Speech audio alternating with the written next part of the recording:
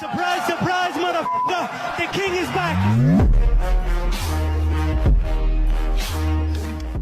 안녕하세요, 팔구브로스입니다. 보통 일본의 자동차를 딱 떠올려보면 이니셜 D 만화에서 산길을 멋진 드리프트로 달리는 다양한 JDM 차량들을 떠올리거나 아니면 왕관 미드나잇 만화처럼 튜닝이 엄청 된 차량들이 수도고속도로를 질주하는 모습을 떠올릴 거라 생각이 됩니다. 그러나 정작 일본에 가보면 거의 경차에 가까운 박스카들, 즉 K카라고 불리는 경차 규격의 차량들만 엄청 보이고 우리가 상상하던 JDM, 예를 들어 마츠다의 RX-7이라든지 미쓰비시의 랜서 에볼루션, 닛산의 스카이라인 R34 같은 이런 차량들은 거의 볼 수가 없다는 것이죠. 물론 야심한 밤이나 다이코쿠 주차장 같은 특별한 장소를 가본다면 우리들이 찾던 JDM을 볼 수가 있겠지만 어쨌든 그만큼 일본은 밋밋한 디자인의 K카나 토요타와 혼다 등 일상생활에서 탈 법한 평범한 자동차들이 일본 도로를 점령하고 있다는 것입니다. 그래서 이번 영상에서는 그 평범한 일본 자동차의 디자인을 깨버리고 자신들만의 독특한 디자인으로 그 존재를 톡톡히 어필하는 일본의 10번째 자동차 회사이자 센가치히로의 행방불명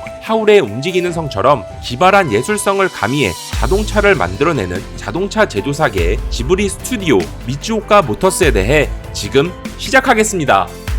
미츠오카의 그 시작. 먼저 미츠오카는 일본에서 10번째로 큰 자동차 제조업체이자 토요타, 혼다, 닛산 등 여러 자동차 제조사들 다음으로 1996년에 정식 등록된 일본의 제10번째 자동차 제조사입니다. 하지만 일본을 제외한 전 세계 대부분의 사람들은 이 회사에 대해 많이 들어본 적도 없고 잘 모를 수가 있는데 그 이유는 미츠오카가 2016년까지 몇몇 해외 시장을 제외한 오직 일본에서만 자동차를 판매했던 코치 빌더였기 때문이죠. 시간을 거슬러 1960년대 닛산의 자동차 정비공으로 일을 하던 미츠오카 스스무는 정비공에서 영업사원까지 다방면으로 일을 했고 1968년에는 본격적으로 도쿄에서 서쪽으로 약 250마일 떨어진 도야마 지역에 자동차 정비소를 개업하면서 사업을 시작하게 되었습니다. 하지만 그 시작은 자동차를 설계하고 제작하는 코치빌더는 아니었고 영업직의 경력을 살려 부부라는 브랜드를 만든 다음 중고차를 사고 파는 매매업으로 사업을 키워나가게 되었는데 여기서 창업주인 미츠오카 스스무는 완전한 자동차 메이커로 미츠오카가 인정받아야 한다는 목표가 가슴속에 항상 있었기에 1982년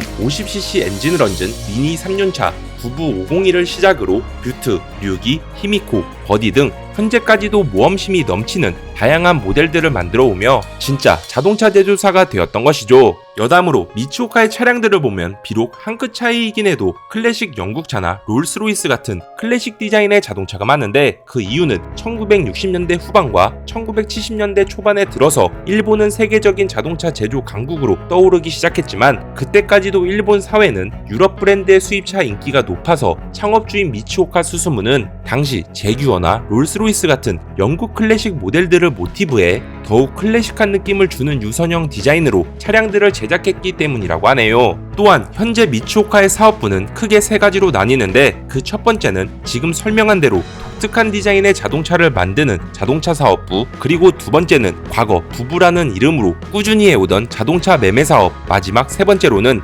쉐보레, 아우디, 람보르기니 같은 다양한 수입 차량들과 BMW 모토라드, 두카티, 트라이엄프 등 수입 이륜차들을 일본으로 수입하는 정식 딜러 사업까지 한다고 합니다. 하지만 미츠오카의 독특한 디자인 때문인지 미츠오카 자동차 사업부는 그룹 전체 매출의 7.5%밖에 안 되고 주된 매출은 수입차 딜러 및 자동차 판매업에서 나온다고 하네요. 완벽한 혼종 그 첫 번째 뷰트.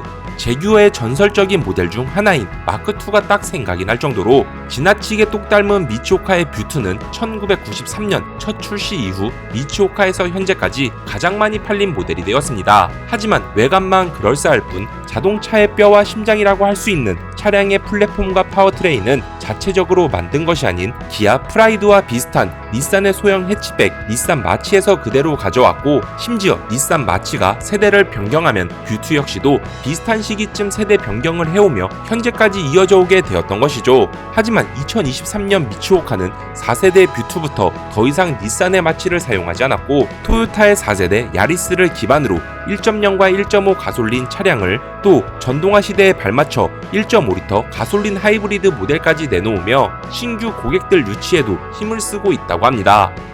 완벽한 혼종 그 두 번째 가류와 류기. 12의 롤스로이스라고 하면 보통 토요타의 센츄리를 떠올리지만 진짜 롤스로이스를 그대로 복각한 디자인의 일본 자동차는 미츠오카의 가류가 유일하다고 알 수가 있습니다. 실제로 미츠오카 가류는 미츠오카의 대표 라인업으로 롤스로이스의 클래식 모델 실버 클라우드 2를 모티브했는데 역시나 외관만 그러할 뿐 각 세대별로 닛산의 크루, 세드릭, 투가, 티아나 등 닛산의 플랫폼과 파워트레인을 그대로 사용해 가류를 완성시켰다고 하네요. 심지어 가류의 뚜따 버전인 컨버터블을 만들어야 할 때는 차체가 맞는 차량이 일본에 없어서 포드의 5세대 머스탱 컨버터블을 사용하기도 했고 가류 리무진 같은 경우에는 같은 닛산이긴 하지만 인피니티의 준대형 세단 인피니티 M을 사용했다고 합니다. 그 다음 가류에 이어 비교적 최근인 2014년도부터 등장한 류기 역시도 롤스로이스의 영향을 많이 받은 디자인을 갖고 있는데 예전보다 닛산이 힘든 상황이라서 그런진 모르겠지만 미츠오카는 토요타의 코롤라 악시오를 사용해 류기를 만들었고 외건 사양 같은 경우에는 코롤라 필더를 사용했다고 하네요. 완벽한 혼종 그 세 번째 히미코. 미츠오카가 2015년 런던 모터쇼에서 미츠오카 로드스터로 공개한 미츠오카 히미코는 옛날 쌍용 자동차의 칼리스타가 생각나듯 긴 노즈와 짧은 데크의 디자인을 살린 레트로풍의 자동차입니다. 물론 쌍용의 칼리스타나 미츠오카의 히미코 디자인은 영국의 펜서 웨스트 윈즈라는 자동차 제조사가 오리지널이지만 어쨌든 여기서 중요한 사실은 히미코의 바탕이 되는 차량이 바로 우리들이 잘 알고 있는 MX-5 미아타라는 것이죠. 어떻게 그 귀여운 미아타가 이렇게 변할 수가 있는 거지? 라고 생각할 수 있지만 미츠오카는 3세대, 4세대 미아타를 사용해 1세대 히미코와 2세대 히미코를 만들게 되었고 이 외에도 미츠오카와 마츠다의 관계는 과거로 거슬러 올라가 1994년 미츠오카가 자동차의 셰시를 직접 디자인해 제작하고 마츠다의 1세대 MX-5 엔진을 얹어 로터스 7의 레플리카 모델 제로원을 만들면서 그 시작이 되었죠. 추가로 제로원이 생산될 당시 미츠오카가 만든 셰시들은 충돌 테스트와 다양한 테스트를 거치게 되었고 그 결과 미츠오카는 제로원을 약 350대나 판매하며 1996년 본격적으로 일본 정부의 정식 승인을 받아 일본의 10번째 자동차 제조사로 등록이 되었다고 합니다. 사실 디자인이라는 것은 수학이나 과학같이 딱 정답이 없어서 미츠오카의 차량들은 비웃음의 대상이 될 수도 또는 혁신적인 디자인이라고 불릴 수 있지만 어쨌든 확실한 것은 레드오션이라고 할 수 있는 일본 자동차 시장에서 자신만의 색깔로 차량을 만들어내는 미츠오카의 행보는 마냥 비웃음의 대상이 되진 않을 것 같습니다. 그렇다면 미츠오카의 그 첫 번째 이야기는 여기까지이며 다음 영상에서는 진짜 광기로 디자인되었던 미츠오카의 단종 차량들과 또 앞으로 등장할 미츠오카의 차량들을 더 다뤄보도록 하면서 이번 영상은 여기서 마치도록 하겠습니다.